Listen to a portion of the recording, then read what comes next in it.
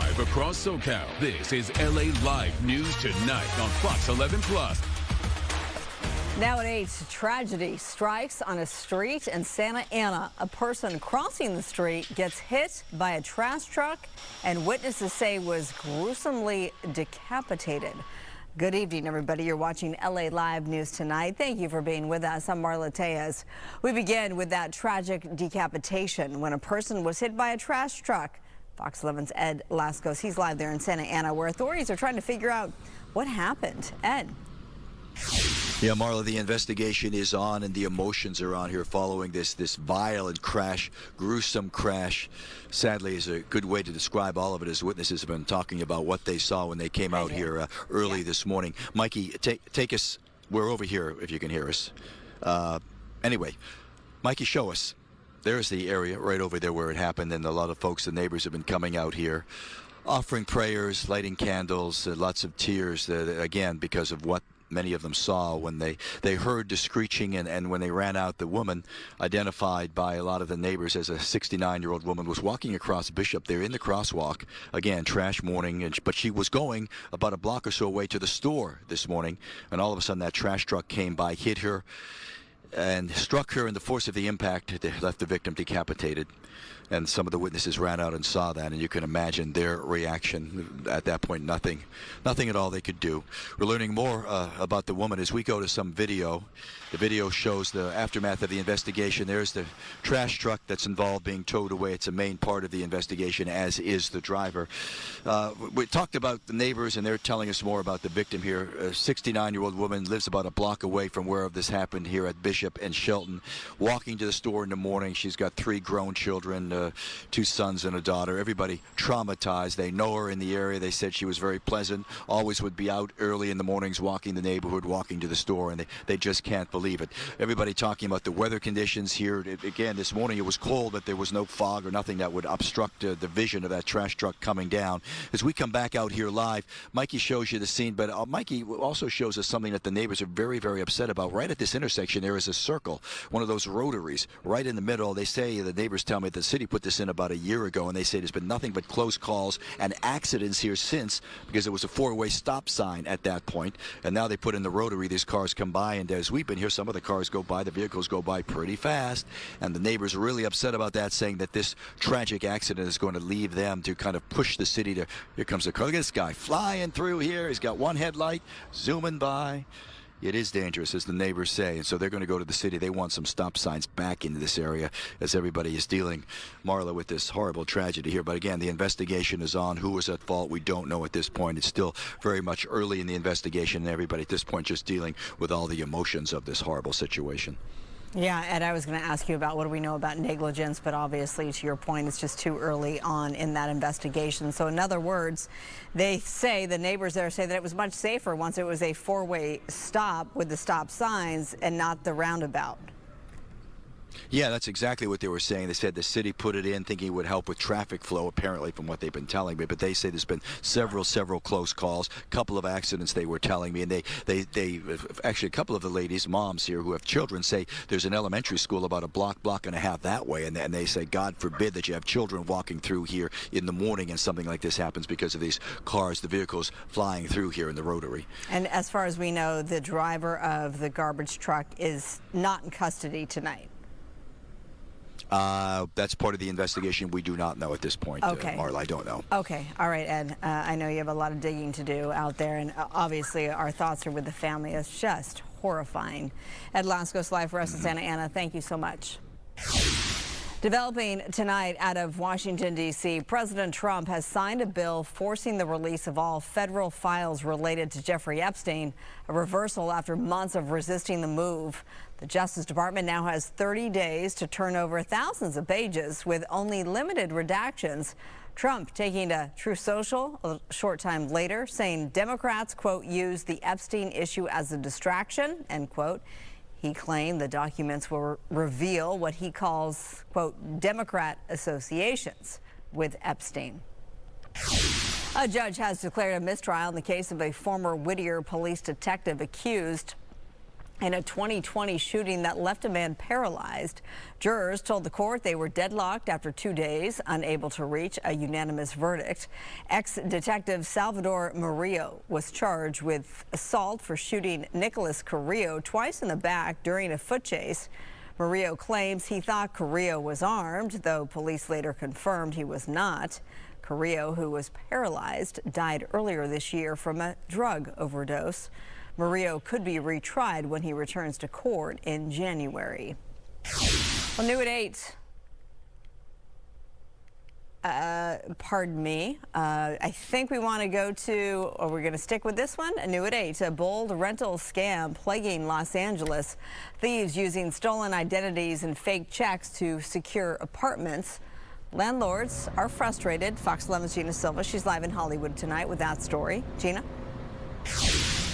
Marla, it's an expensive scam, and according to the LAPD, so far there are 2 landlords who have been hit by the same crew, and investigators believe there are more victims.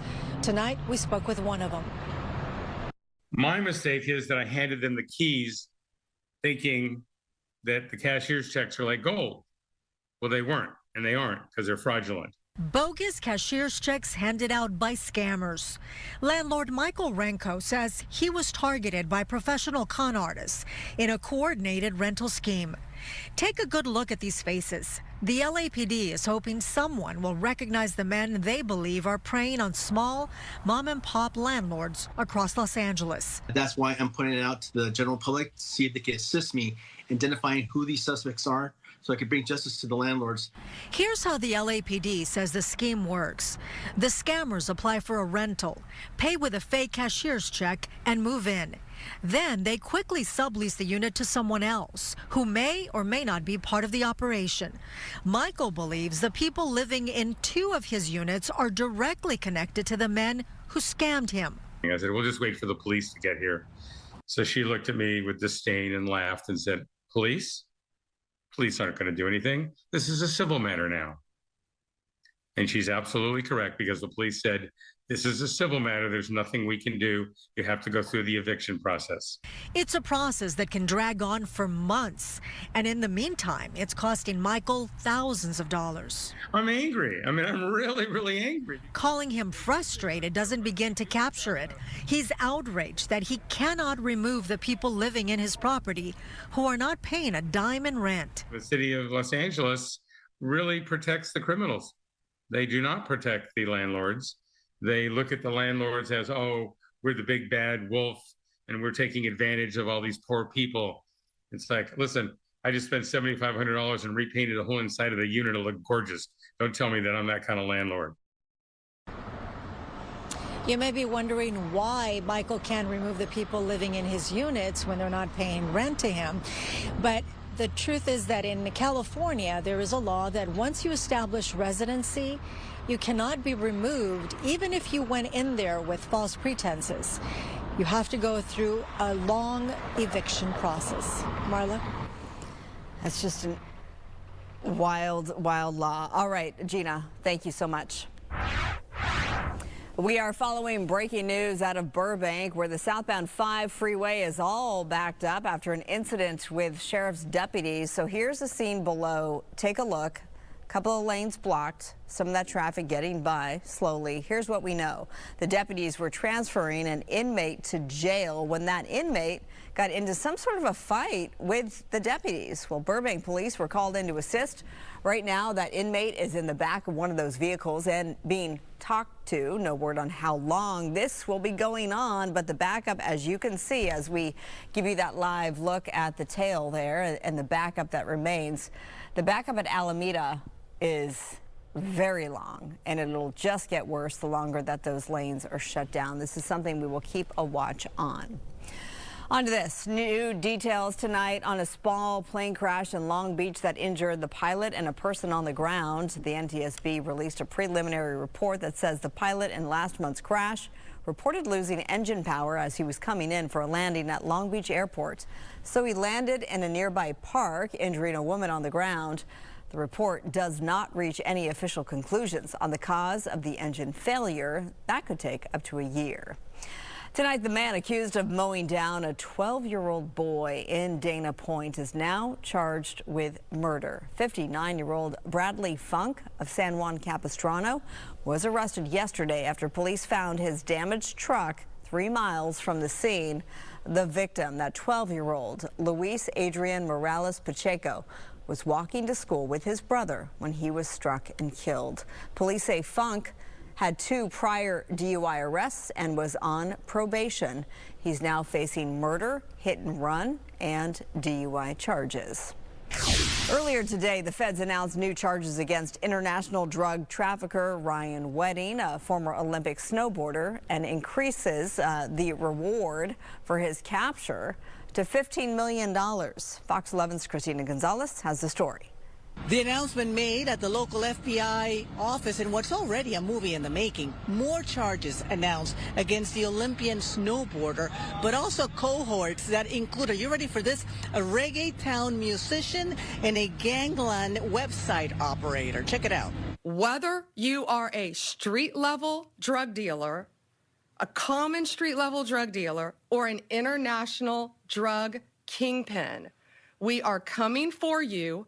An international drug kingpin is how the feds are describing former Olympian snowboarder Ryan Wedding, who remains on the FBI's 10 most wanted list. Today, we're unsealing a new indictment, charging Wedding with 2 additional counts of witness tampering and intimidation, murder, money laundering, and drug trafficking. He controls one of the most prolific and violent drug trafficking organizations in this world.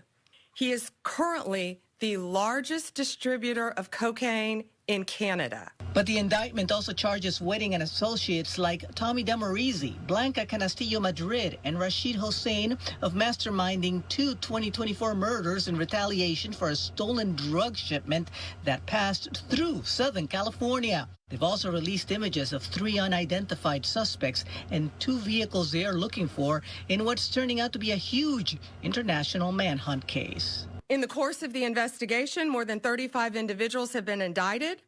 Over 2,000 kilos and numerous weapons have been seized, along with more than $3 million in cryptocurrency. But at this point, Wedding remains at large despite a $15 million reward for information leading to his arrest and conviction. In Los Angeles, I'm Christina Gonzalez, Fox 11 News. The University of California Regents voted to approve tuition hikes today, despite fierce opposition from undergraduate students. It should be free. No fees. Education should be free. This was the scene on the UCLA campus in Westwood earlier today. The UC Board of Regents voted 13-3 to decrease financial aid and increase tuition rates, partly due to decreased financial aid from the Trump administration. Now, ahead of the vote, students at the rally say tuition is high enough as it is.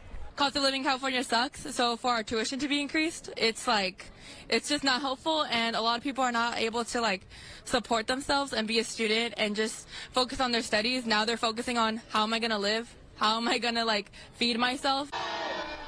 The tuition will increase up to 5% starting in the 2026-2027 school year.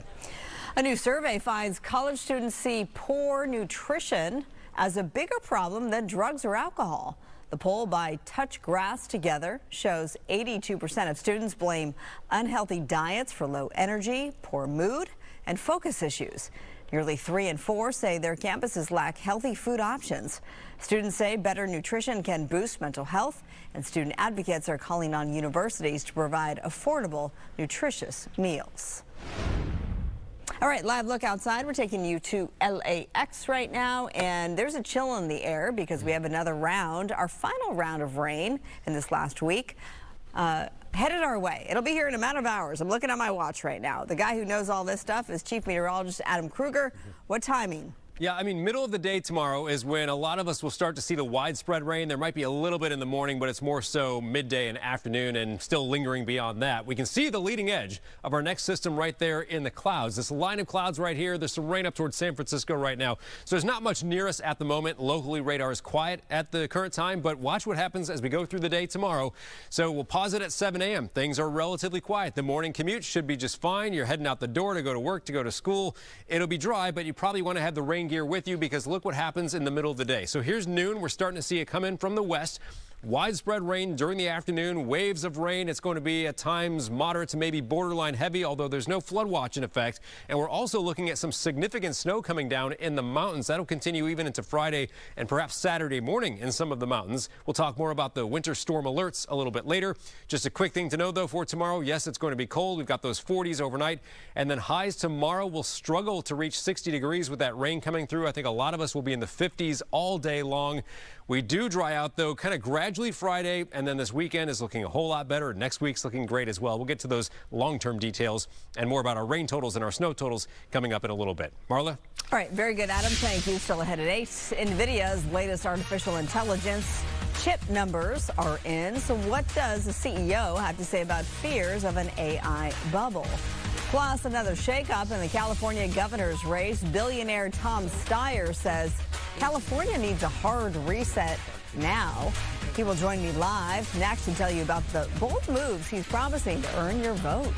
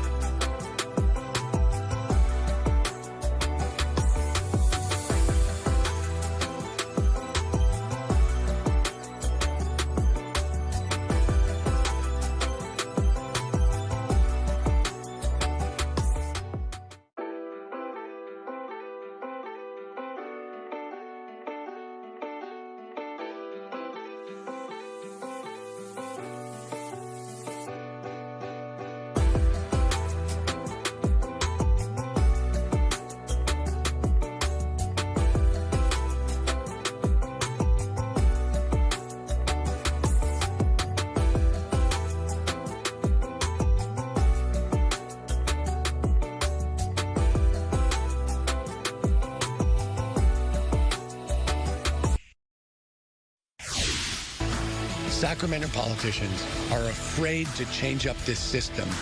I'm not. They're going to hate this. Bring it on.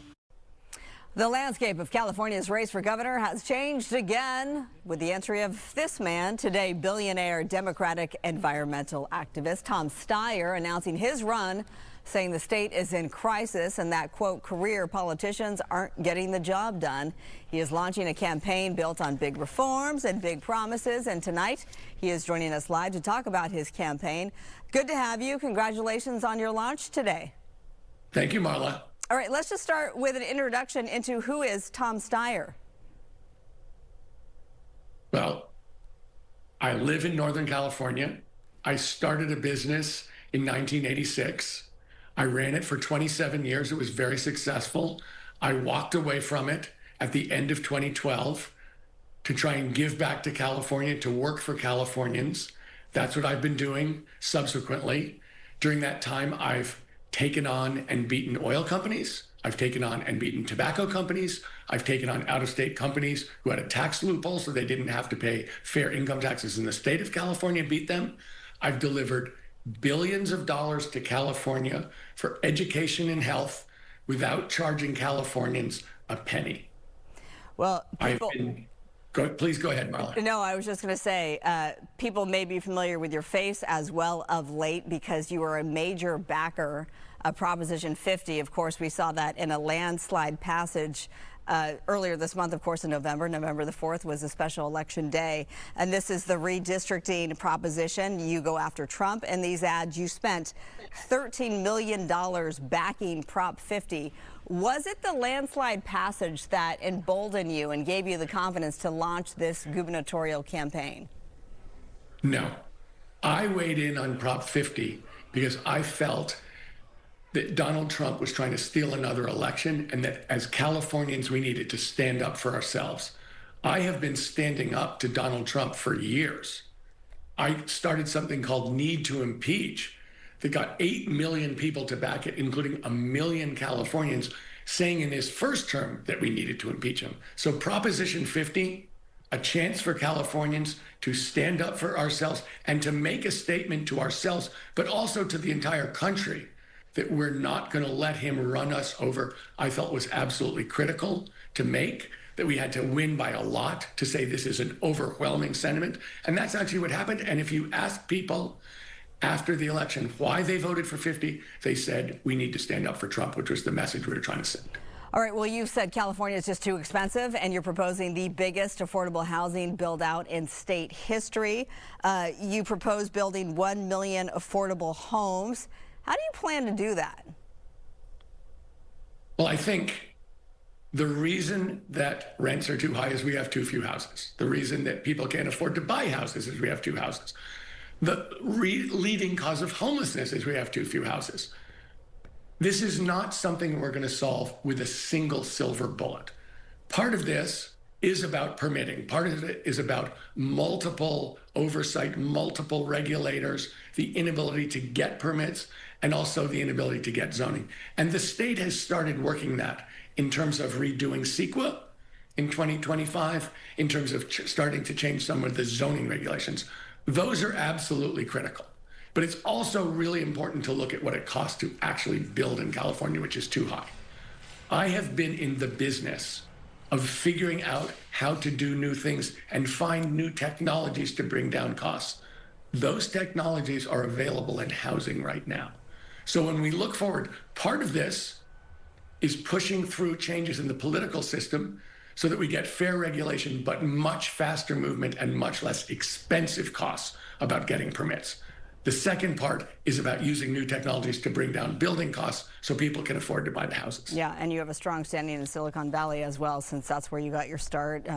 You alluded to this. You made a $4 billion fortune as a hedge fund manager, and then you left the business essentially to become an environmental activist. You also, in 2020, had an unsuccessful bid for the presidency for the White House. We want to get your reaction to some of the criticisms that we heard. This is from fellow gubernatorial candidate Betty Yee. She released a statement. We were going to throw this up on the screen if I'm not mistaken. She's a former California state controller running to be the next governor. This statement reads in part, Tom Styer tried to buy the presidency and he failed. The California governorship is not going to be his consolation prize. And then, on top of that, we have Riverside County Sheriff and gubernatorial candidate, Republican Chad Bianco. He said, quote, you burn cash on ego-driven campaigns. What's your response to both of those criticisms? California is in an affordability crisis. Everybody knows that. The question in front of Californian voters is who is actually going to get results. You can look at my history of taking on corporations and beating them, of getting results when the legislature couldn't get results, and of getting results in the private sector, of building businesses from scratch and actually producing things, not trying, but succeeding. We all know the problems here in California. They're not easy to solve, and we need people who will get results. So to me, the whole question here is who can get it done? Not who's going to talk about it, not who's going to try, but who has a history of getting it done, of using measurement and living up to that measurement and managing to it. That's who I am. That's what I think is required here, and that's why I'm running. All right, Tom Styer, the newest gubernatorial candidate, put his hat in the ring today. We thank you so much for taking the time out, and best of luck on your campaign. Thank you very much, Marla. And to our viewers, the Fox Local app has profiles on all of the current California gubernatorial candidates, including Tom Styer. And we'll get to this story in a moment. I just wanted to make sure that our viewers knew that you could find all the profiles on the Fox Local app. All right, coming up, on to this. Cardi B is introducing her newborn, sparking engagement rumors and showing off a one-of-a-kind keepsake made from her umbilical cord.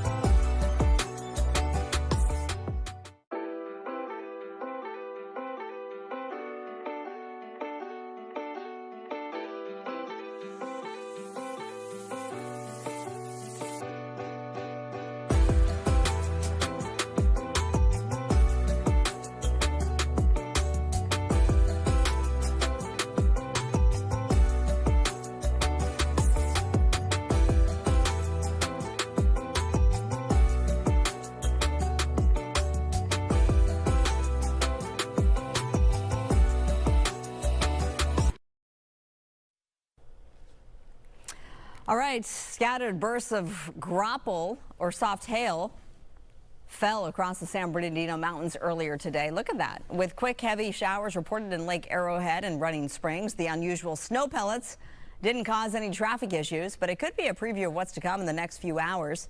Here's Adam now with a look at that forecast. Weather is sponsored by My Home Sold. That graupel is... yeah, I'm saying it wrong, right? How do you pronounce it again? Graupel? Graupel. Yeah. Okay. Yeah, you got it. Oh, okay. You said it right. I got it. Well, that's a very meteorological term. It is, right? It's one of those wacky terms we don't hear too often. It's kind of a weird thing, but it's when you get super cooled water droplets, which means tiny little water droplets in the air that the temperature of the water is actually below freezing. Yes, that can technically happen. It just needs to hit something to freeze. So you have these super cooled water droplets that meet up with snowflakes and kind of form these little, like those little snow pellets, or like Dippin' Dots, sometimes they're called. And you can just kind of smush them up with your fingers. It's not like they're a solid piece of ice. Hail is a whole different way on how it forms, usually with turbulent thunderstorms and things of that nature. But yes, we are looking, by the way, to move away from that at another big round of wet weather coming through tomorrow. So there's going to be widespread rain, a lot of it in the afternoon as opposed to the morning. There's also going to be some pretty significant snow coming down. We'll look at all those numbers in a moment, but here's our setup right now. So, you know, we've been talking about how over the course of a week there was basically 3 storm systems. Last weekend was a big one. That was number 1. This is number 2 moving away from us. And here's number 3 that's approaching. So we see some rain from around the Bay Area northward right now. That rain will keep spreading towards us as we go into tomorrow. Locally on radar, it might be 1 or 2 little showers way outside of the LA area, but for the most part, it is quiet and dry right now. Now, we don't have any flood watches in effect, but we do have winter weather alerts, a few different ones.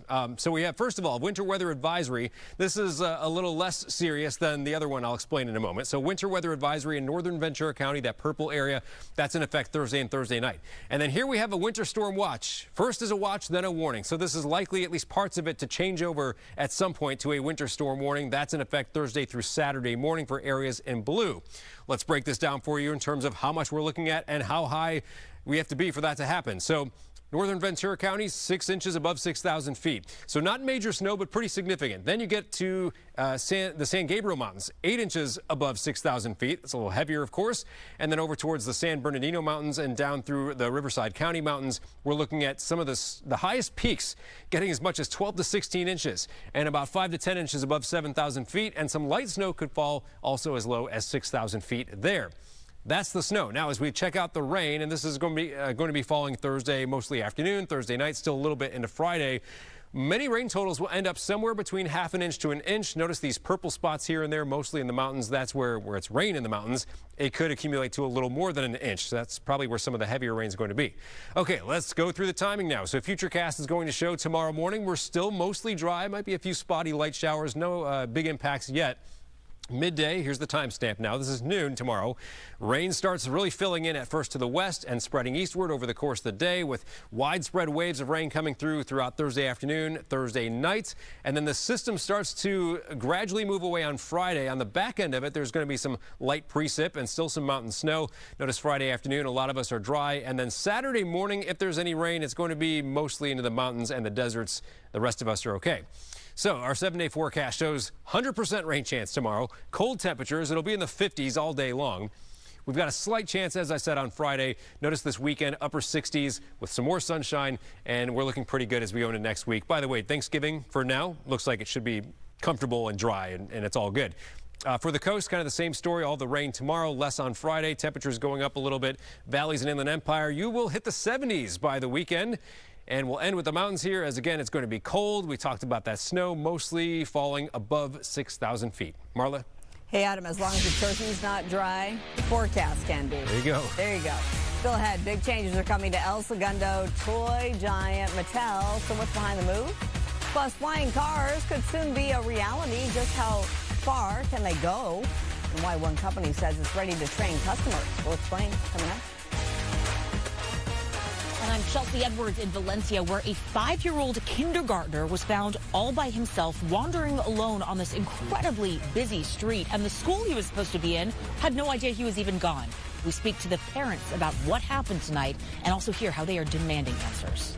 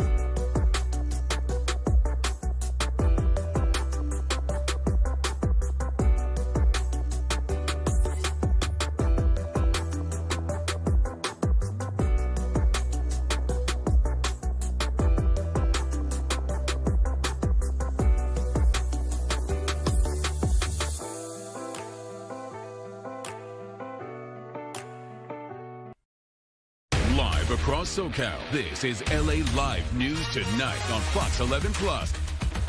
New at age, a 5-year-old boy found wandering alone along a busy street after leaving his school unnoticed. Tonight, his parents are demanding answers. Fox 11's Chelsea Edwards, she's live in Valencia with that story. Chelsea. Marla, you can imagine this is every parent's nightmare. They sent their kid off to kindergarten as usual, and that child was later found right here along this incredibly busy street hours and hours and hours later, all by himself. Tonight, they are speaking out. Now, this all happened on November 4th. 5-year-old Oliver Epstein went off to a school at North Park Elementary in Valencia as usual. Now, when that school lets out, he usually goes to the after-school program, but something happened that day. He ended up wandering 1.2 miles along these very busy streets where his nanny happened to spot him all by himself near this McDonald's on McBean Parkway. This happened just before 4 p.m. His school, by the way, ended at 12:20 p.m. The nanny immediately picked him up and called his parents, who called the after-hours program, and they were told their son was accounted for and safely at the school. Meanwhile, the nanny had already arrived at home with Oliver, and the school apparently had no idea where he was. Oliver's dad spoke out at a school board meeting last night. It was an impassioned speech. Listen here. Think about what I'm telling you. Our 5-year-old son crossed busy streets alone. He walked past strangers, any one of who could have abducted him. He was one distracted driver, one wrong turn, and one predator away from a news story that destroys families. The only reason we are not planning a funeral or still possibly searching for our missing child tonight is blind luck, and not because the people we trusted to protect him were doing their job. If it weren't for our nanny finding him, a police officer would have been at our door telling us our son would have been hit by a car. When I got home, of course I was crying. And he just put his head in my lap and started crying. So I know he was probably really scared to be alone. Just can't imagine. Now, the school says it immediately conducted an investigation. Quote, based on what we learned from this incident, appropriate corrective action has been taken, including but not limited to improvements in student supervision protocols and in securing facilities. We are thankful that the student was safely found, and we understand the seriousness of the situation. Further, we regret the concern and frustration this has caused for the family. As the incident involves both personnel and pupil matters, additional comment cannot be made at this time. Now, when I spoke to the parents, I read them that statement, and they just said that is simply not enough, not sufficient, doesn't go nearly where they want it to go. They want answers, and they want an action plan right now. They say tomorrow is too late. The day after that is too late as well.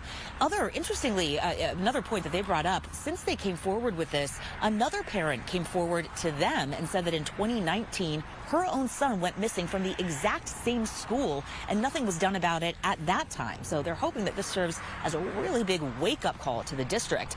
And again, they're just demanding answers and action. Marla? I can't imagine, Chelsea, what is next for this family? Are they going to keep their 5-year-old son in this school?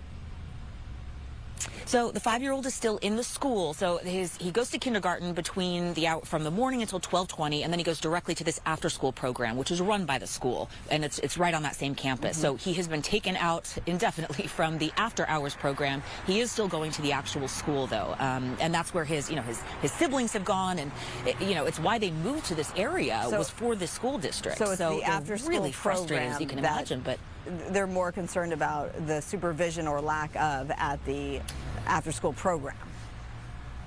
That's correct. It was somewhere in that after-school program that he had wandered off. But it is affiliated with the school. It's run by the school, so they are, one and the same. But yeah, I mean, you could just imagine the terror that they felt, that he must have felt. Again, you see these cars just whizzing by here.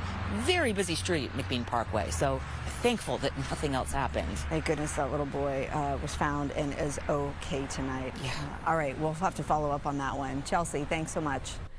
The LA County Board of Supervisors has approved settlements totaling more than $4.8 billion to victims of childhood sex abuse at county probation camps. Now the district attorney's office is going after people who filed fraudulent claims. They looked at this opportunity to compensate these true victims of sex abuse as an opportunity to personally and profit and engage in some of the most greedy and heinous conduct at the expense of these victims.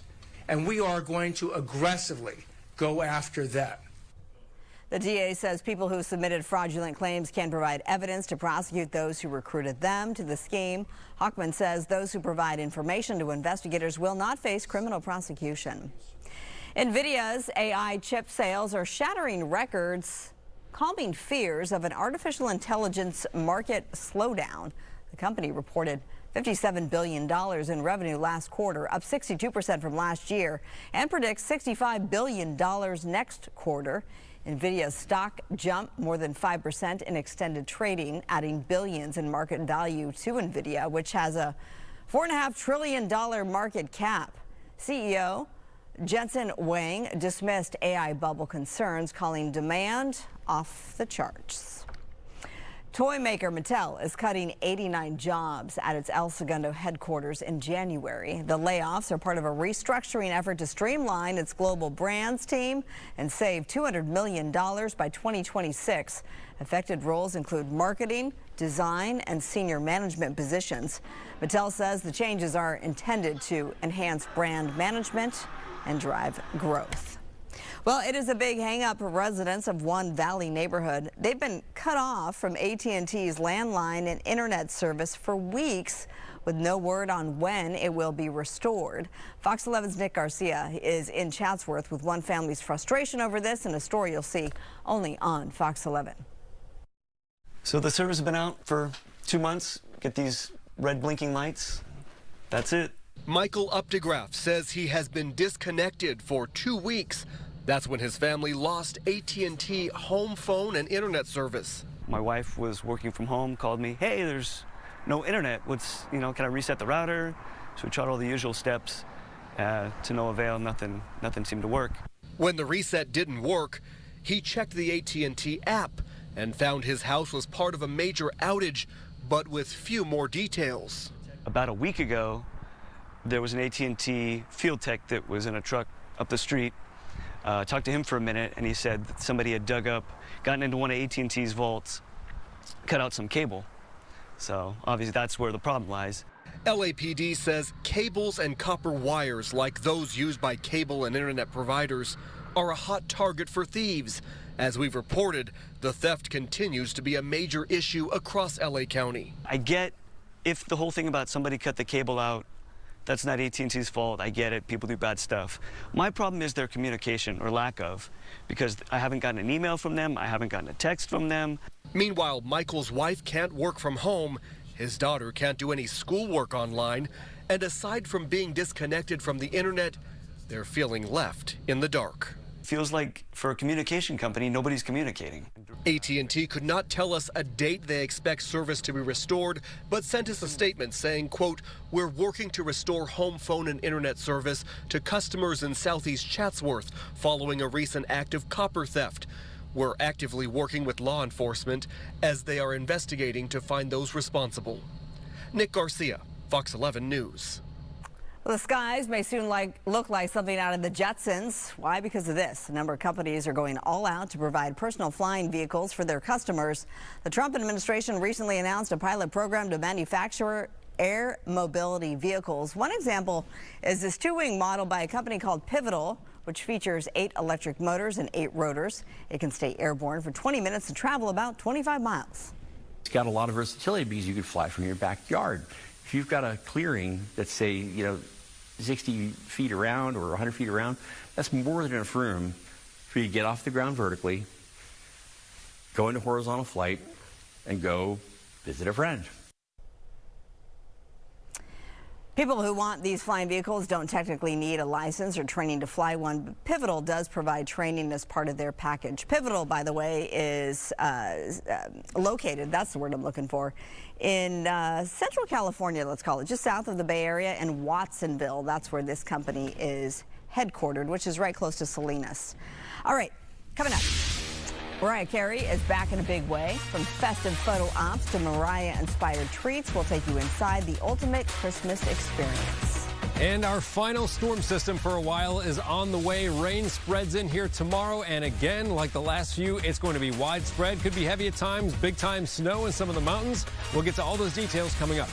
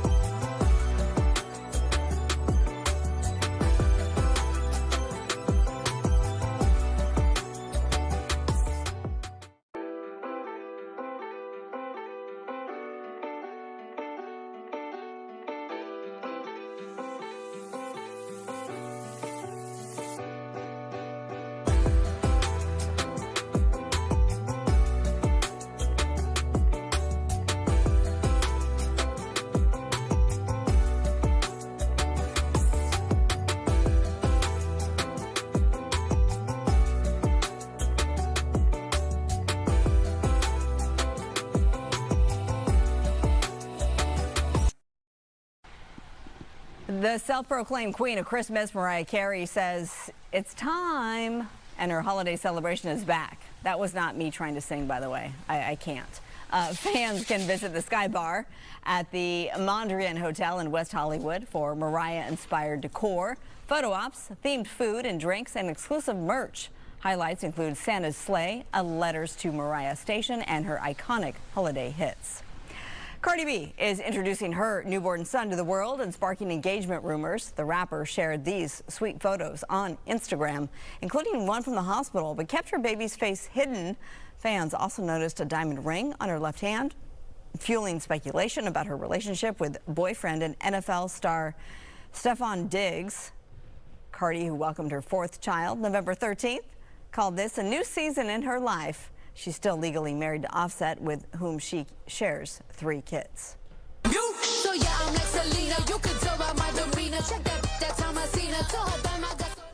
And Cardi B has turned her baby's umbilical cord into a gold heart-shaped necklace. The custom piece, crafted by Mommy Made Encapsulation, costs more than $1,000 and preserves the cord as a keepsake.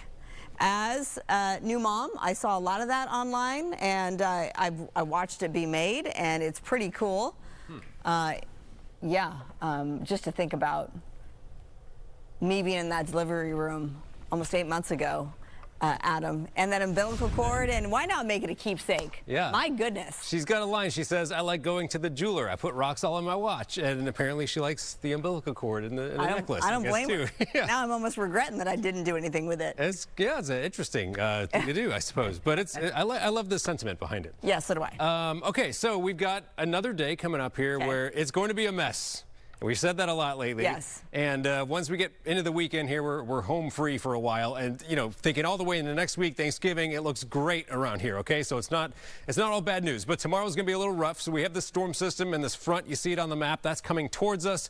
Right now, things are quiet, mostly dry. We did see a few showers on the back end of our current departing storm system today that popped up, especially over the mountains. But for the most part, quiet right now. Now, tomorrow, we could start to see a few showers in the morning. I think it's really going to be midday, afternoon, and tomorrow evening when the widespread rain settles in and really makes for some difficult commuting, or just if you got to do anything where you have to go outdoors, you know, it's going to be a widespread kind of rain.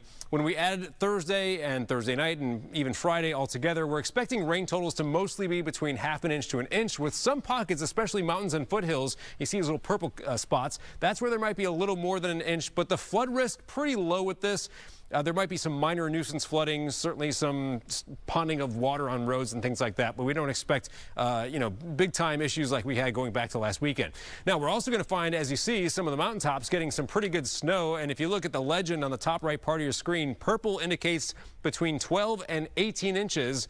And so those really high elevations could get that much, but still like 6 to 12 inches. The dark blue showing up over some more widespread parts of the mountains. Most of that snow will be falling above 6,000 feet. 100% rain chance tomorrow, by the way. That means complete coverage of the rain. I think for around a lot of the greater LA area, it's just a slight chance Friday, but the mountains and deserts will still see a better chance for some wet weather on Friday. Saturday and beyond, 0% for several days in a row. That's nice to see. And also, as we dry out, our temperatures are going to come up to being not quite as cold as it's been lately. Tomorrow, by the way, with the rain, we're pretty much stuck in the 50s all day long. A little bit warmer Friday, and then upper 60s for LA and Inland Orange County this weekend, and maybe even up a little more to some 70s by Thanksgiving or maybe the day before Thanksgiving next week. The coast, also just a slight warm up into at least mid 60s, maybe some upper 60s this weekend. Valleys and Inland Empire, you've got a couple cold days, then you got a nice round of temperatures on the way starting this weekend into the 70s. And in the mountains, again, we talked about the snow as low as 6,000 feet. Cold temperatures through Saturday, still pretty cold Sunday, but coming up, and then 50s on the way for next week. Marla? All right, Adam, thanks so much. We still have more news ahead at 8, but first, here's a preview of what's coming up at 9. The increase in ultra-processed food has scientists warning of a growing global health threat, what scientists are urging everyone to do. Plus, we'll show you how one Charger star is helping bring Thanksgiving cheer to some very deserving people. That's ahead at 9.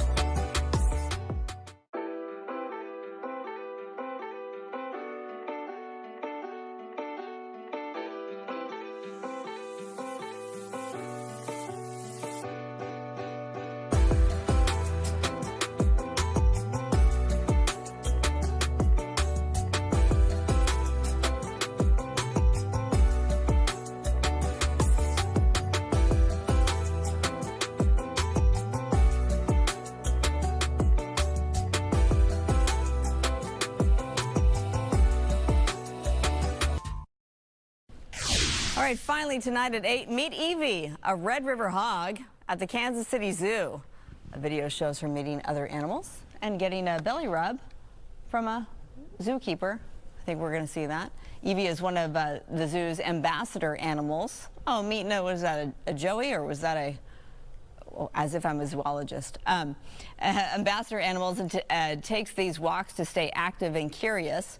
The zoo says these strolls help keep her busy and interested in her surroundings. Did we miss the belly rub? I missed the belly rub. Look at the snout on that thing, though, huh? Evie's got a nose for news. All right, thanks so much. Don't go anywhere. Christine Devine is up next with your 9 o'clock hour of LA Live News Tonight. I'll see you back here at 10 and 11.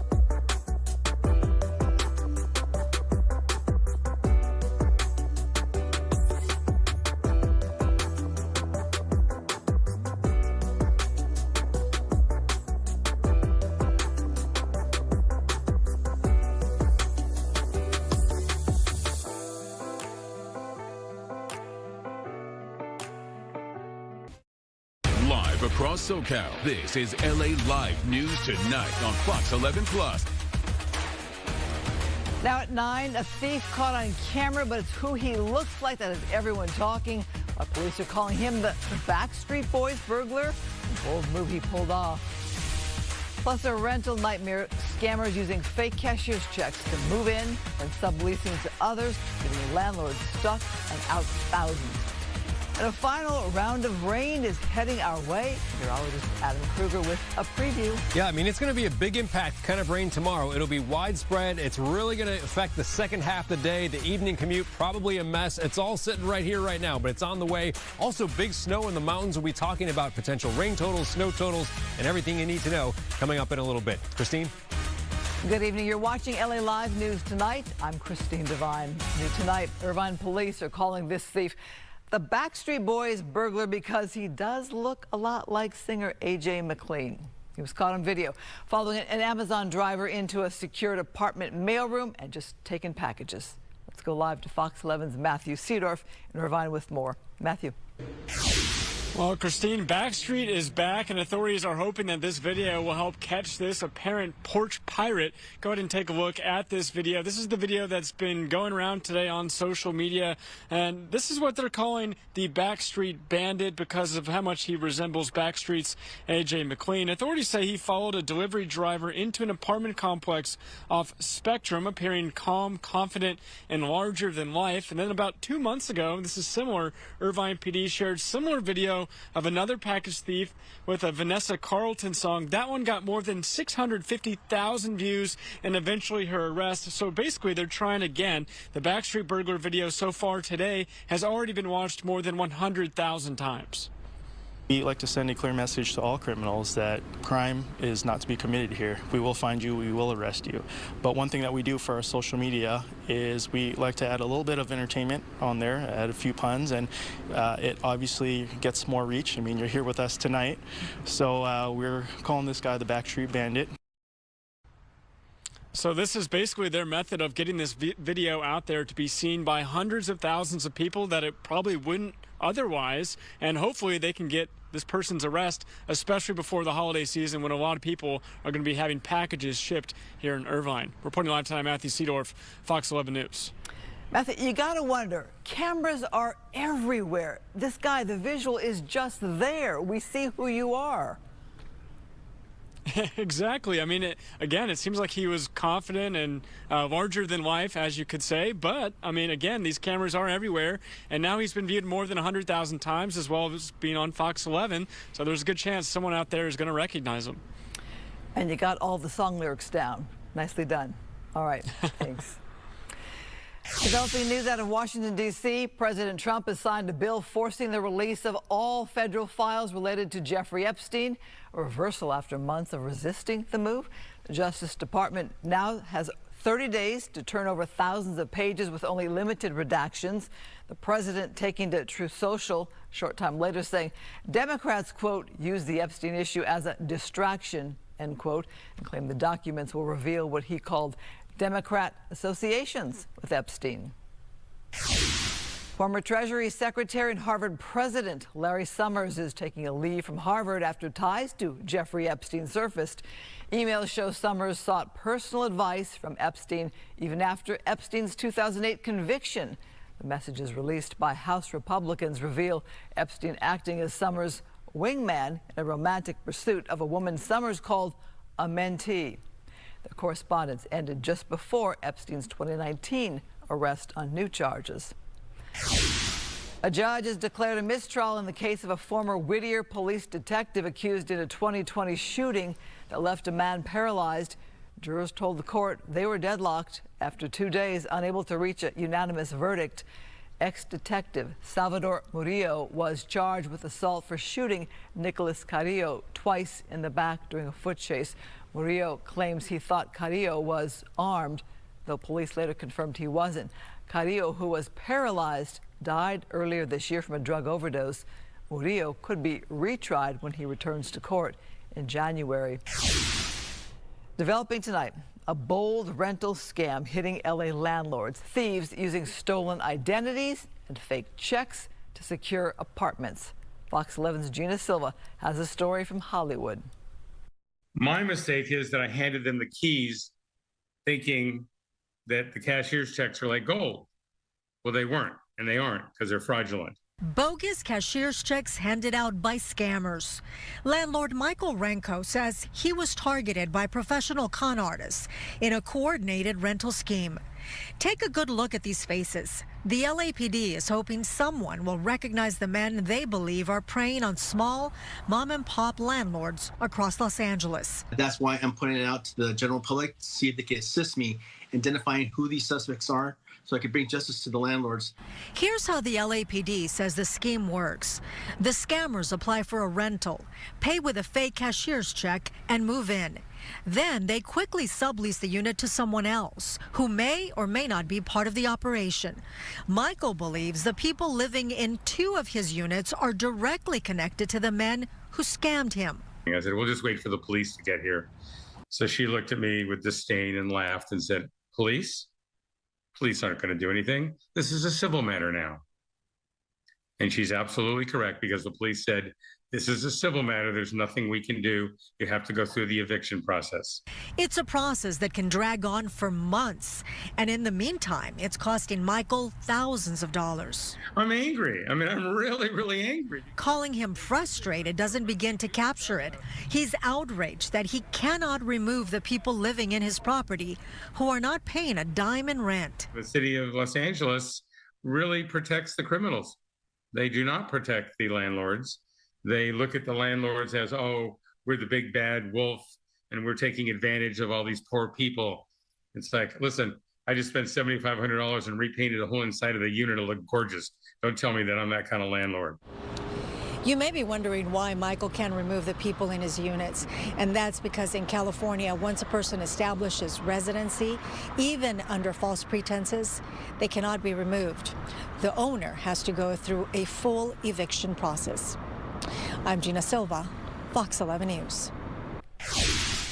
A deadly crash in the San Fernando Valley left 1 person dead, another hospitalized earlier this morning. Look at that scene there. Investigators say a gray car slammed into a Prius at Satakoy Street and Kester Avenue in Van Nuys. The Prius driver was killed. Detectives say 10 minutes earlier that gray car was involved in a hit-and-run accident in Sherman Oaks. The driver of that car is hospitalized. No word yet if he'll face any charges. Look at that scene out there tonight. It's chilly out there. Adam Kruger, do I actually use the word cold? Yeah, I mean, we've seen nights get to the 40s lately. It's been the coldest since April around here. So, yeah, I think cold is definitely an accurate term. And then tomorrow, we've got cold and rain all together. One more really yucky day before we finally see a little light at the end of the tunnel here. It's been a long and dark tunnel for about a week or so. So a little spotty rain in the morning, but I think most areas won't have too big of a rain impact just yet in the morning hours. So the morning commute's okay for the most part. We start to find some scattered rain late morning, widespread, meaning it's covering most of the area by midday through the afternoon and into the evening as well. So the afternoon and evening commute tomorrow is likely to be impacted big time, I would say, by the rain. And look at the temperatures. I mean, we're in the 50s all day long. A couple spots at the warmest might get up to 60, but I think it's mostly 50s during the day. Let's walk you through it on Futurecast now. As you can see, the rain coming in from the west gradually over the course of the morning. So here's 10 o'clock in the morning. Again, a few showers, not too big of a deal just yet. But the rain coverage and the intensity both start to pick up as we get into the afternoon. That's 4 o'clock. So, you know, you think about kids getting out of school and people getting off of work and trying to drive somewhere around this time. This is not going to be fun if you got to be driving around or walking around in it. And then as we continue into Thursday evening, tomorrow evening at 7 o'clock, you see again the widespread rain. And you see these different colors over the mountains because we're looking at some substantial snow coming down in some of the mountains where there are winter weather advisories and winter storm watches, which could change over to winter storm warnings. So we're going to talk more about the snow totals, the snow levels in terms of the elevation and how much rain overall we could see. And we'll also, of course, get into some nicer weather for the weekend. All those details in my forecast in less than 10 minutes. Christine? Let's see again. Still out at 9, tuition is going up for UC students, and the decision has sparked outrage. We'll show you how students made their voices heard. Why some say this fight is far from over. Plus, college students say poor nutrition is a bigger problem than drugs or alcohol. Surprising solution they're pushing for.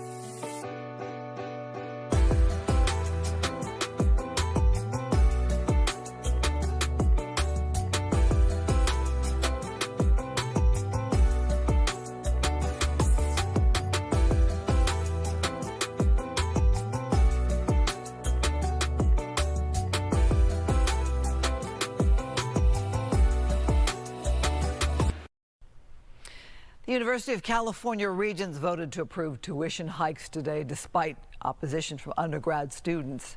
Education should be free. No fees. Education should be free. This is a scene on the UCLA campus in Westwood. Earlier today, the UC Board of Regents voted 13-3 to decrease financial aid and increase tuition rates, partly due to decreased financial aid from the federal government, the Trump administration. Ahead of the vote, students at the rally say tuition is high enough as it is. Cost of living in California sucks, so for our tuition to be increased, it's just not helpful, and a lot of people are not able to support themselves and be a student and just focus on their studies. Now they're focusing on how am I going to live? How am I going to feed myself? Tuition will increase up to 5% starting in the 2026-2027 school year.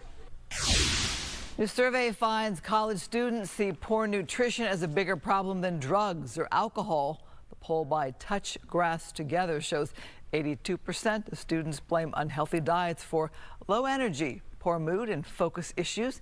Nearly 3 in 4 say their campuses lack healthy food options. Students say better nutrition can boost mental health, and student advocates are calling on universities to provide affordable, nutritious meals. The increase in ultra-processed food is scientists warning of a growing global health threat.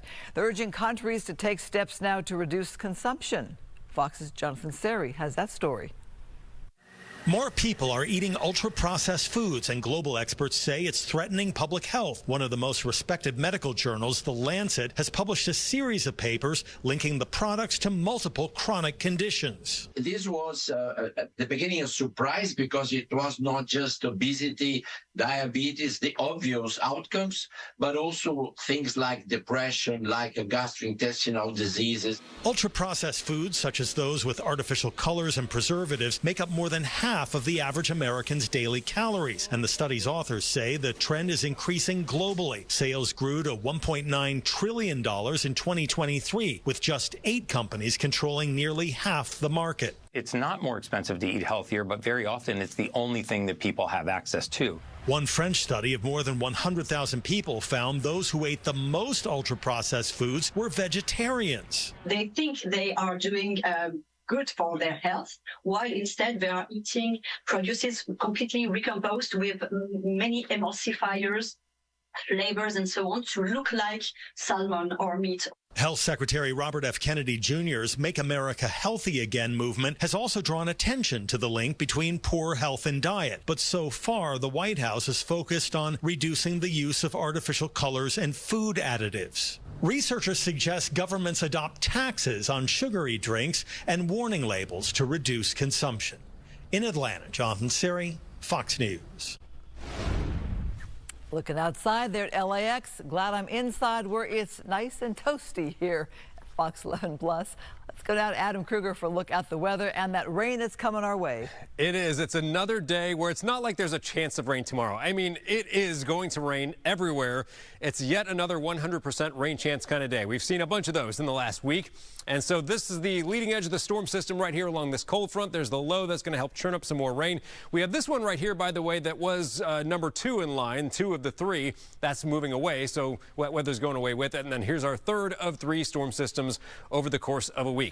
Local radar right now, other than maybe a spotty random shower more so over the mountains, it's pretty quiet, pretty dry at the moment. Before we get into the rain, let's talk about the snow now, because while we don't have flood alerts or any type of rain-related alerts, we do have winter weather alerts. So you're going to see a purple and a blue here. Let's break this down. In northern Ventura County, that's a winter weather advisory. Advisories are the lower, warnings are more serious, and this may turn into a warning later. But the advisory first, that's just for Thursday night. And then we have a winter storm watch in blue. Now, usually winter storm watches are issued first, and then at least part of those areas could convert over to a winter storm warning, which would be more serious than the advisory. That's just the way the language is for the National Weather Service. And so the heavier snow will be in those blue sections. So here in purple, northern Ventura County, there could be up to 6 inches above 6,000 feet. So that's pretty substantial. You go over towards the San Gabriel Mountains, up to 8 inches above 6,000 feet, a little bit heavier. And there's also some of those high peaks that could get as much as a foot or more, and generally above 7,000 feet, 5 to 10 inches will be common. light snow could fall as low as 6,000 feet in those areas. So again, this is all happening, well, at least starting tomorrow, but the mountains could continue wet all the way into actually Saturday morning. Future rain now for Thursday and Friday combined is showing rain totals mostly between ½ an inch to an inch. Again, widespread coverage, pretty uniform in terms of the totals, but there might be some parts of the foothills and mountains where below 6,000 feet where there could be more than an inch of rain.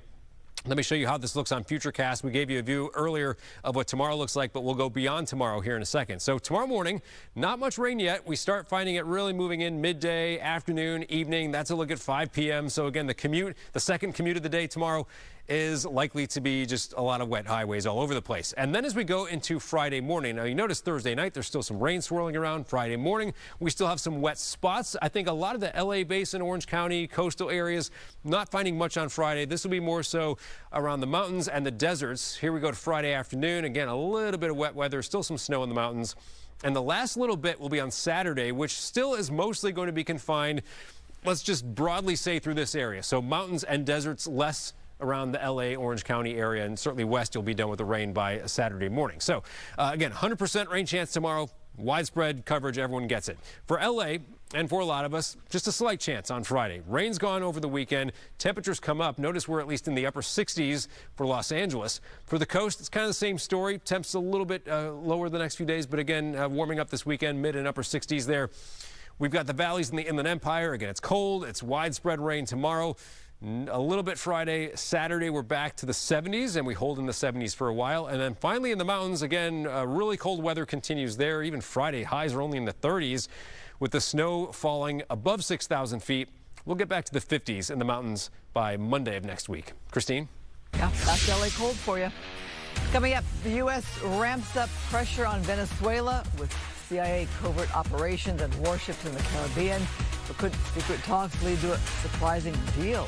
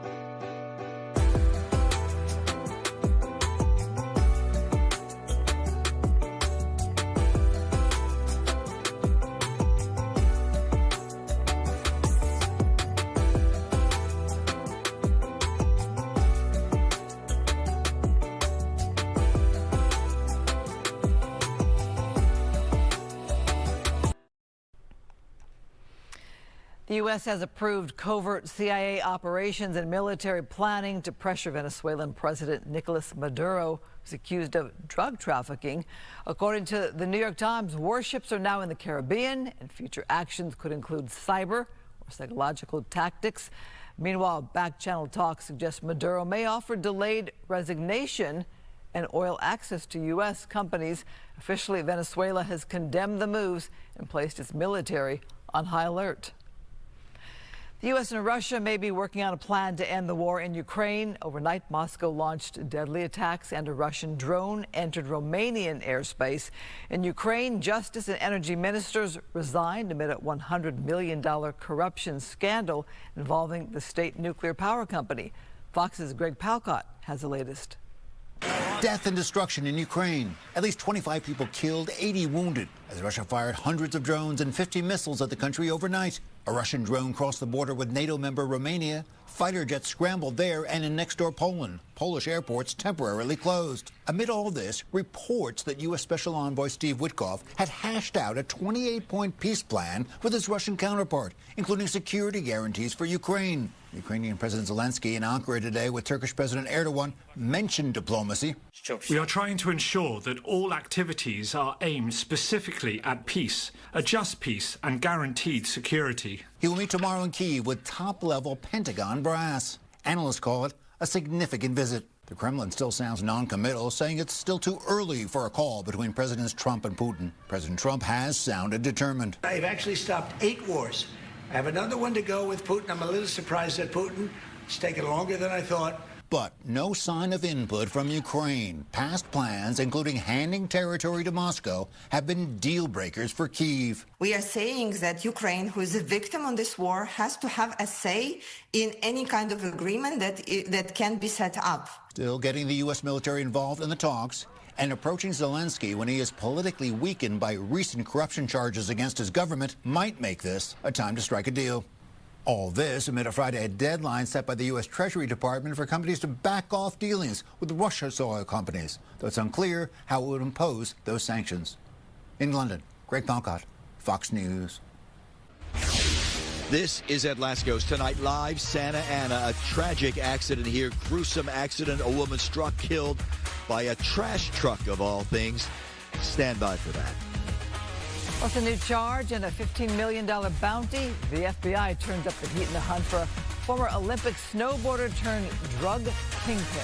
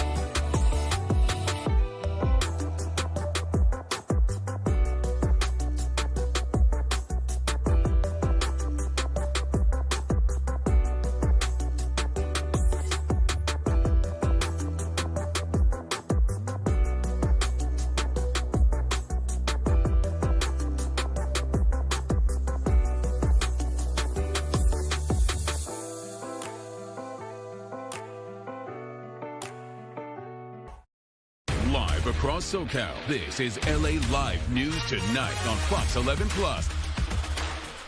Tragedy strikes on a street in Santa Ana tied to that vehicle. A woman crossing the street gets hit by a trash truck.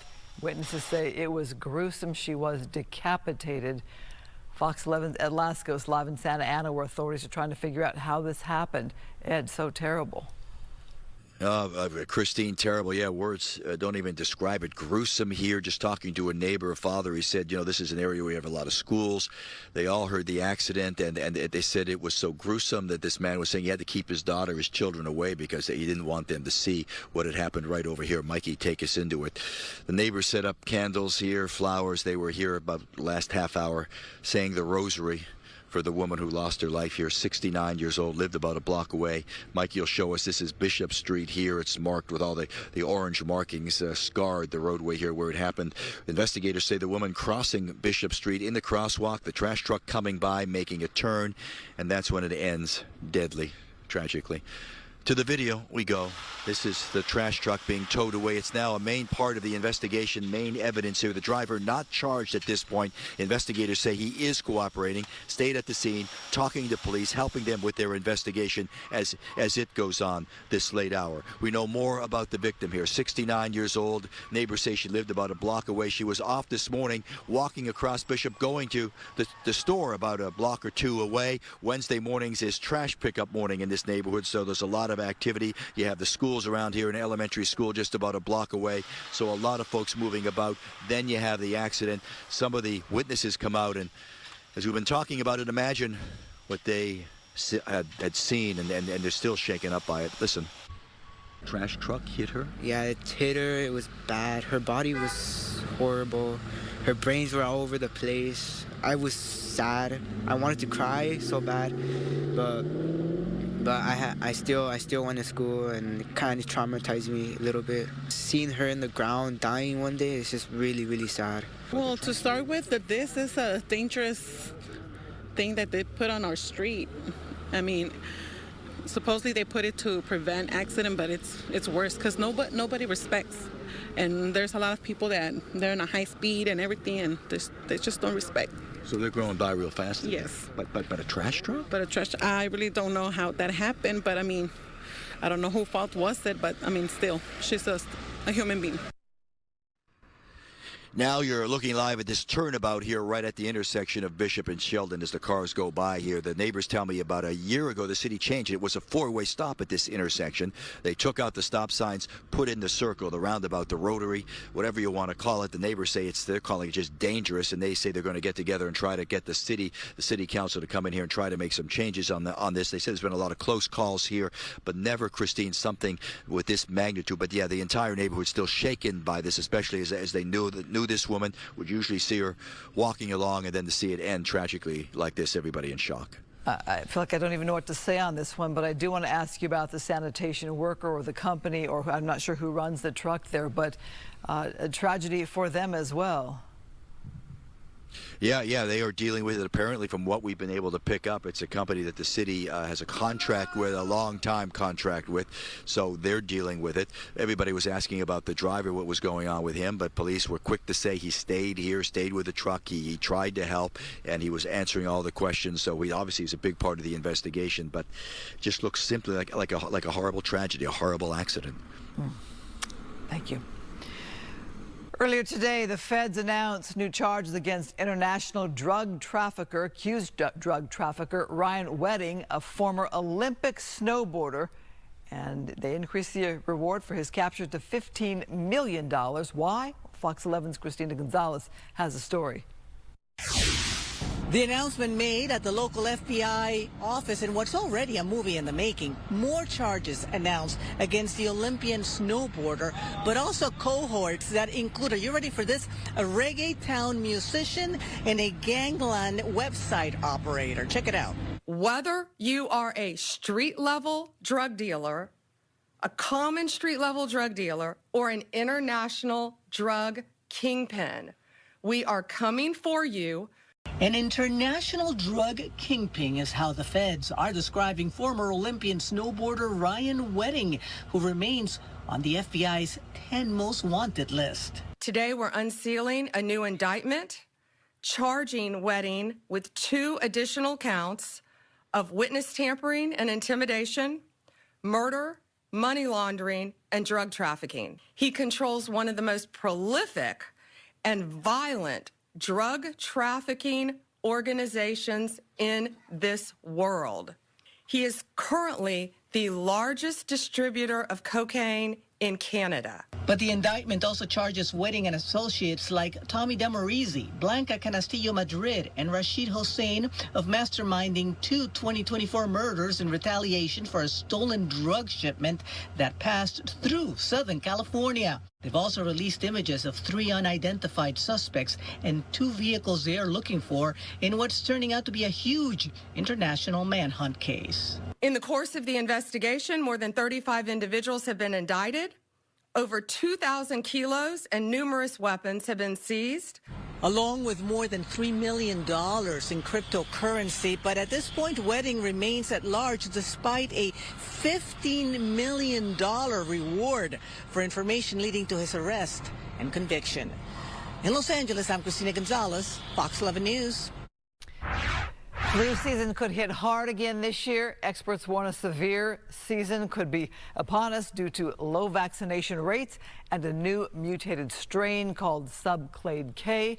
The strain is already causing surges in the UK, Canada, and Japan. Last winter, the U.S. saw its highest flu hospitalization rates in 15 years, with at least 280 children dying, the most since 2004.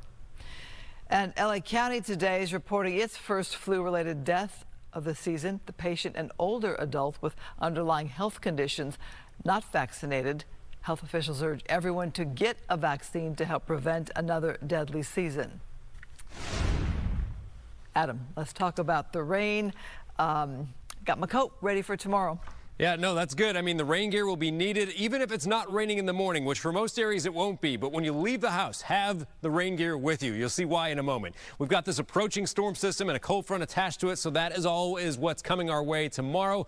Again, the rain starts to move in midday, afternoon, evening. That's when the brunt of it will be coming through. So let's walk you through it on Futurecast. This is going to give you a good idea of the timing and what the radar might look like. So we start at 7 o'clock in the morning.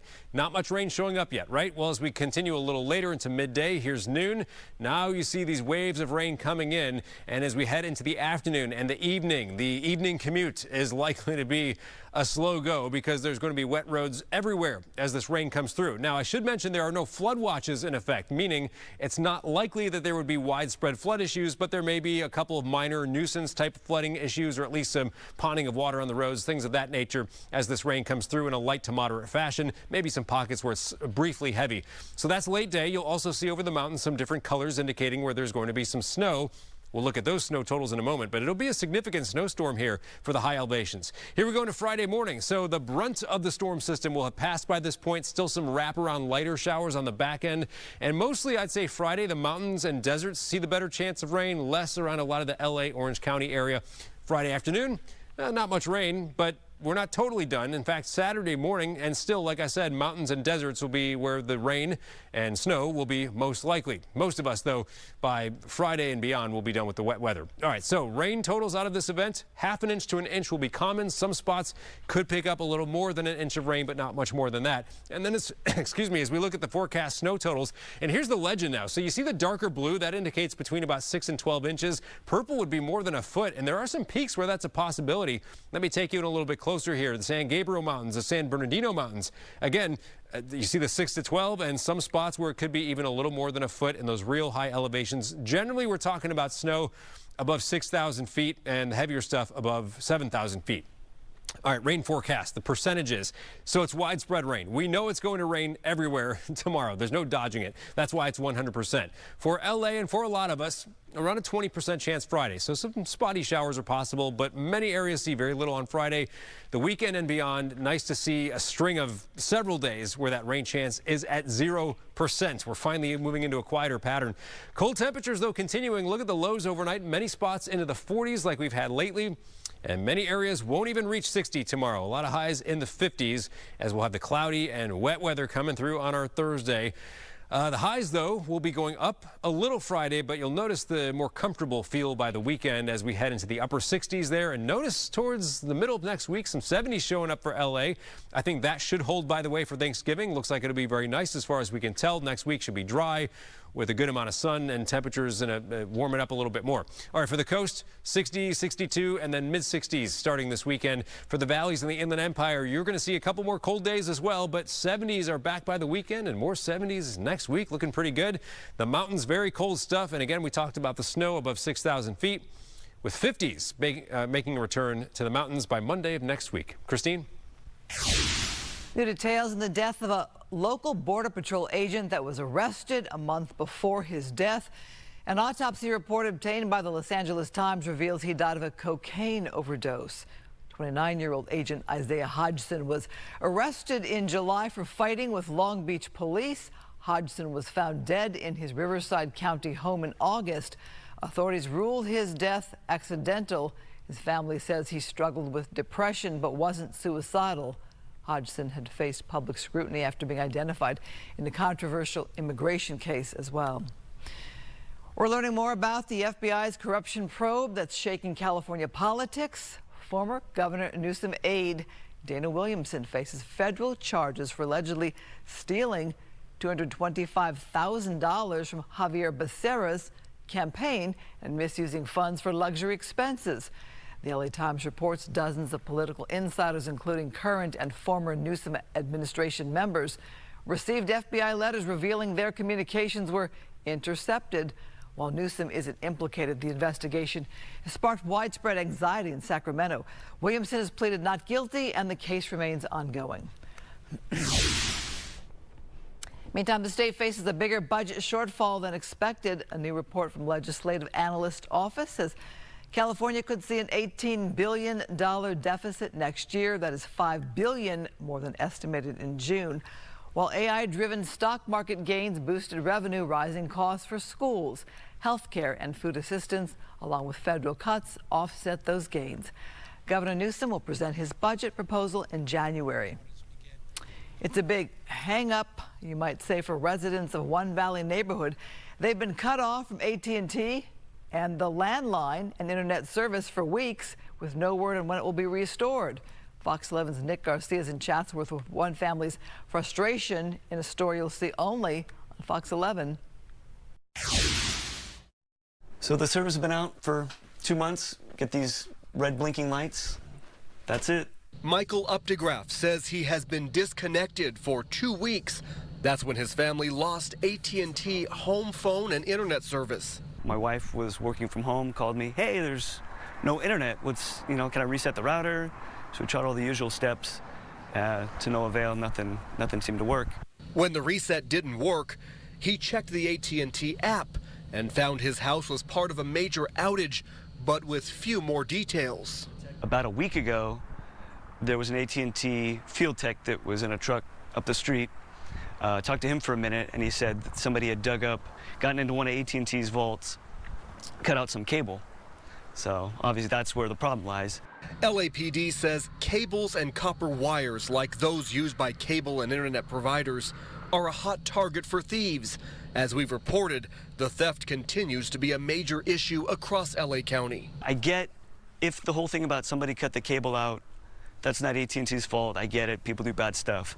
My problem is their communication, or lack of, because I haven't gotten an email from them. I haven't gotten a text from them. Meanwhile, Michael's wife can't work from home. His daughter can't do any schoolwork online. And aside from being disconnected from the internet, they're feeling left in the dark. Feels like for a communication company, nobody's communicating.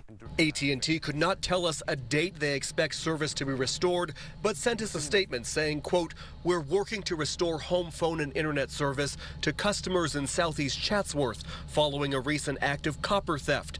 We're actively working with law enforcement as they are investigating to find those responsible. Nick Garcia, Fox 11 News. New at 9, some big changes are coming to how you watch Major League Baseball next season. The league signing new 3-year media deals with ESPN, NBC Universal, and Netflix. NBC takes over Sunday Night Baseball and will air postseason wild card games. ESPN will sell MLB.TV and show midweek games. Netflix has secured rights to the Home Run Derby opening night and the Field of Dreams game.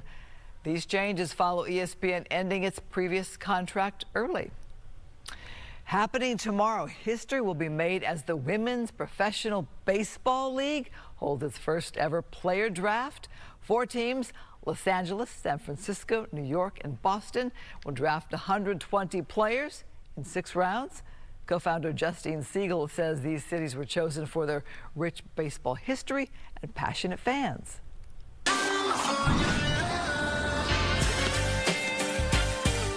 Just so cool. So yeah, bring on baseball. Bring it on. Bring on baseball.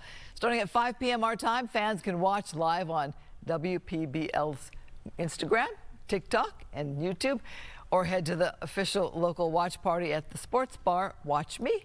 Our team has the second round pick. Over 600 athletes from 10 countries tried out. Stars like Kelsey Whitmore from San Diego and Monet Davis from Pennsylvania are expected to shine. It's pretty cool, right? Robin Roberts Stadium in Springfield, Illinois has been chosen as the home for the 2026 season. A big weekend for moviegoers. Wicked for Good is finally hitting theaters. Up next, our friend Carla Renato was at the star-studded New York premiere. She's back with insider details. You're not going to want to miss it. And speaking of New York, take a live look at Times Square from our Earth Cam. It's nearly 1 in the morning. Does that city ever sleep? It's 37 degrees. That is cold.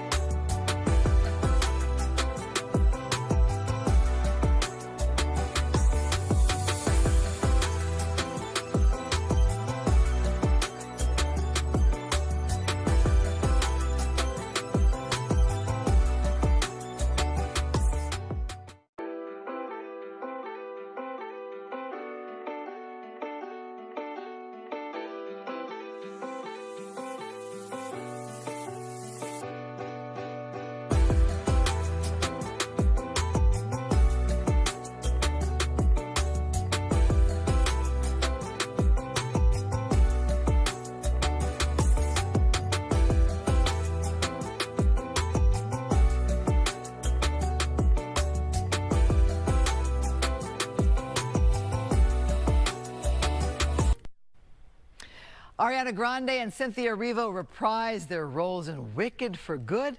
The epic fantasy features music and a message along with some familiar characters from The Wizard of Oz. Film critic Carla Renata joined Marla Tejas at 6 p.m. to talk all about the very much anticipated film. What makes this one different from the first? It's more focused on Glenda. The first story was about their friendship and Elphaba's journey into becoming the Wicked Witch of the West. This one focuses on how Glenda becomes Glenda the Good, the challenges that she deals with, the challenges within their relationship. And there's a little surprise romance happening up in there. People that read the book know what I'm talking about. Okay. But I was there for all of it, and it cast a spell over me because I was in the ugly cry, like straight up. Really? When I tell you, I was in the ugly cry, and everybody around me was snotting and snorting and wiping their face. It's a situation for real. Oh, wow. So Wicked Good is, Wicked for Good is really that good? Yes, it is. In my opinion, yes, it is. Okay. Well, we have some images of you at the premiere, if I'm not mistaken. Am I mistaken? No, I think we do. So these are your pictures. What was this like to be there? Because this is the movie. It was bananas. So I was staying in the hotel across the street, the Empire Hotel, and I could see from my window the way that they had laid out the carpet. The carpet was in the round. It was a very short carpet because, you know, a couple of weeks ago or last week there was an incident on the carpet with Ariana Grande, and so they didn't have them do a whole lot of press because they were afraid that that might be a repeat. And in New York City, people are crazy, so they were like, no, we're not doing that. Crazy in a good way. But they had photo opportunities. They had a whole karaoke booth set up. That's what that car is. We sat in that car and did karaoke, the songs from the show. They had all kinds of different vignettes around the carpet to take pictures, and all of that was centered around the Lincoln Center fountain. Wow. It was beautiful. Yeah, it looks really nice. Is this as long as the first one? The total running time? It didn't feel as long. Okay. It might be. It didn't feel as long. Okay. All right. Well, let's talk also about Zootopia 2. You can see that right over my shoulder. Looks very cute. Do you give this one high marks as well? Of course. It's adorable. It's like, who doesn't like talking animals? I don't know. How could you hate talking animals? How could you not like that? But it's the second story in the Zootopia zeitgeist. Judy Hopps and the fox get together again to try to solve a murder. They're coming off of the heels of their other little mystery before, and they're feeling like people have forgotten about them, that they've lost their juice. And then this mystery comes around where they have to find this snake, and they are in it to win it all the way. I love it. Okay, so this one is out in theaters this Friday.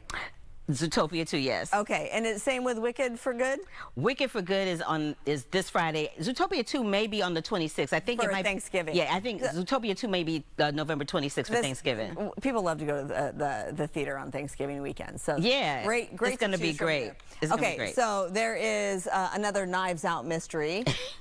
Is it as good as the other two? So this is the third. Yes, this is the third one. The first one was just Knives Out. The second one was Glass Onion, and so this is the third one with an all-star cast. And this is called Wake Me Up Dead Man. Wake Me Up Dead Man, a Knives Out mystery.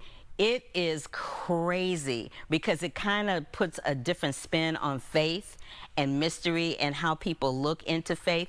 And not to mention the fact that we got Josh O'Connor playing a priest. I call him Hot Priest because I was just like, okay, Josh O'Connor, I can come to the confessional with you any day. Yeah. I don't know how people are going to take that. I don't really care. But he's a hot priest. And the mystery is set around Glenn Close's character. She plays Martha Delacroix. And honey, she is doing the daggone thing, and so is Josh O'Connor. The whole cast, Kerry Washington, Jeremy Renner, like it's a star.